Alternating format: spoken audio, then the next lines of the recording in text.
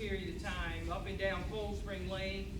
And you know those two eyesore houses at Cold Spring and Garrison Boulevard, they're finally coming. The first one came down today, and then the one behind it will be coming down in 2 weeks. And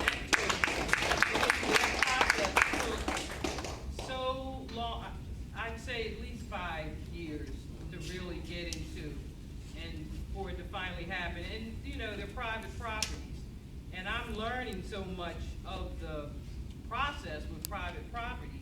You know, in really understanding the reason why we still have so many vacant single private homes, that the city really has to go through the process, and the receivership process is so intense and it's costly, because the city has to pay for, you know, it's a, as they're taking over receivership, they have to pay for the demolition. They have to pay for the, these two particular homes, they were gonna demolish them a couple of years ago, but they found asbestos all throughout.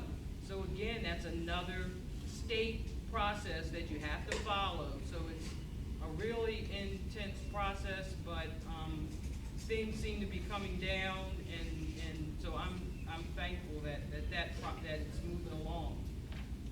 The main thing I just want to share today, I was approached, I guess about 3 months ago, by the Maryland Commission of Women, the State Maryland Commission of Women. And, you know, they're an organization that basically help and work with the needs of women throughout the state of Maryland. And they have chapters in every county, and there also is a chapter in Baltimore City, but the chapter is defunct. In fact, it's the only area in the state where the chapter is defunct. So they came to me and asked if I could host a listening session on women and try to bring women from all over the city to, this is your chance to really just say what you think some needs are for women in the city, and this is how they take those needs and turn them into policies, and then prepare them for the General Assembly. And that's how you get, you know, and then advocates get involved. So I agreed to host one of their sessions, and I kind of centralized it in, basically at 1410 Bush Street, which is the ASME Union Hall building. And I'm going to give this sheet out, so if you can, it's on, in fact, it's this Monday coming up on the 23rd from 6 to 8.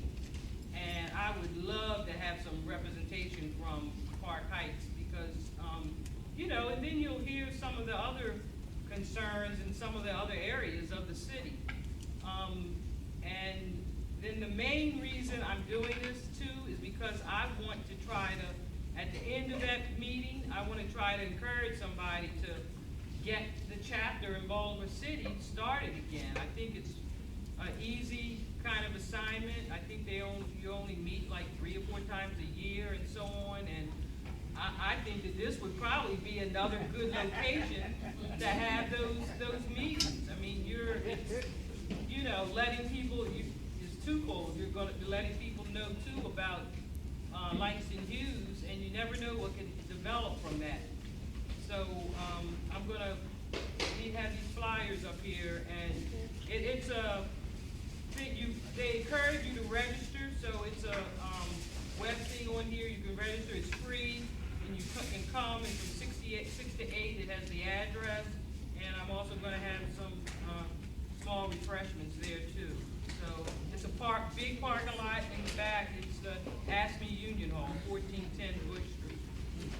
Do you know how long the meeting will last? It's from 6 to 8. 6 to 8? Okay.